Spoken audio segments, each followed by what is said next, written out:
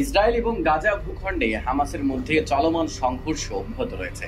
Israeli প্রতিরক্ষা বাহিনী IDF Gaza স্ট্রিপে হামাসের স্থাপনার উপর অবিরাম আক্রমণ চালাচ্ছে। আইডিএফ গাজায় টানেল এবং অস্ত্রাগার ধ্বংস করেছে এবং বেশ কিছু হামাস যোদ্ধাকে হত্যা করেছে।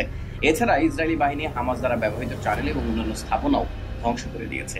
এছাড়া গাজায় মানবিক সহায়তা প্রয়োজন এবং বেশ কিছু কয়েকটি আন্তর্জাতিক সংস্থা খাদ্য এবং অন্যান্য সহায়তা প্রদান করার চেষ্টা করছে, যদিও সংঘর্ষের কারণে এই প্রচেষ্টা বাধাগ্রস্ত হচ্ছে। এদিকে ইসরায়েলের বর্বর এই আগ্রাসনের জেরে দেশটির বিরুদ্ধে বিশ্বজুড়ে বাড়ছে ক্ষোভ। এমন অবস্থায় গাজায় যুদ্ধ বন্ধে বাড়ছে বৈশ্বিক চাপ। তবে ইসরায়েলের প্রধানমন্ত্রী বেঞ্জামিন নেতানিয়াহু বলেছেন, হামাসের সঙ্গে যুদ্ধবিরতি চুক্তি হলেও যুদ্ধ চলবে।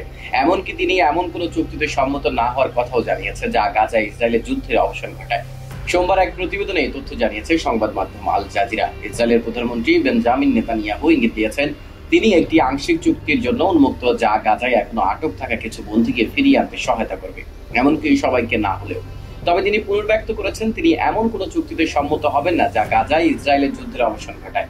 যদিও ইসরায়েলি প্রস্তাব এই আক্রমণাত্মক অভিযান শেষ করার পথে এগিয়ে যাবে বলে আগেই দাবি করেছিল যুক্তরাষ্ট্র। রোববার ইসরায়েলি মিডিয়া আউটলেট চ্যানেল 14কে দেওয়া এক সাক্ষাৎকারে তিনি বলেন, লক্ষ্য হচ্ছে অপহৃতদের ফিরিয়ে আনা এবং গাজায় হামাস সরকারকে উৎখাত করা। অবশ্য কয়েক হাজার ইসরায়েলি নেতানিয়াহু এবং তার সরকারের বিরুদ্ধে ক্রমাগত সমাবেশ করে তুলেছে। তারা ইসরায়েলের আগামী নির্বাচনের দাবির পাশাপাশি বন্দীদের ফিরিয়ে আনতে চুক্তির দাবি জানাচ্ছেন। এর আগে গত মাসে মার্কিন প্রেসিডেন্ট জো বাইডেন একটি যুদ্ধবিরতি প্রস্তাব ঘোষণা করেন। বাইডেনের এই প্রস্তাবে 3টি পর্যায়ে অন্তর্ভুক্ত রয়েছে। প্রথম ধাপে বন্দী বিনিময়ের পাশাপাশি স্বল্পমেয়াদী যুদ্ধবিরতি হবে। দ্বিতীয় ধাপে শত্রুতার স্থায়ীভাবে অবসান এবং গাজা থেকে ইসরায়েলি সেনাদের পুরোপুরি প্রত্যাহারের কথা বলা হয়েছে। তৃতীয় ধাপে যুদ্ধের কারণে ব্যাপকভাবে ধ্বংস হওয়া গাজার জন্য বহু বছরের পুনর্গঠন পরিকল্পনা রয়েছে।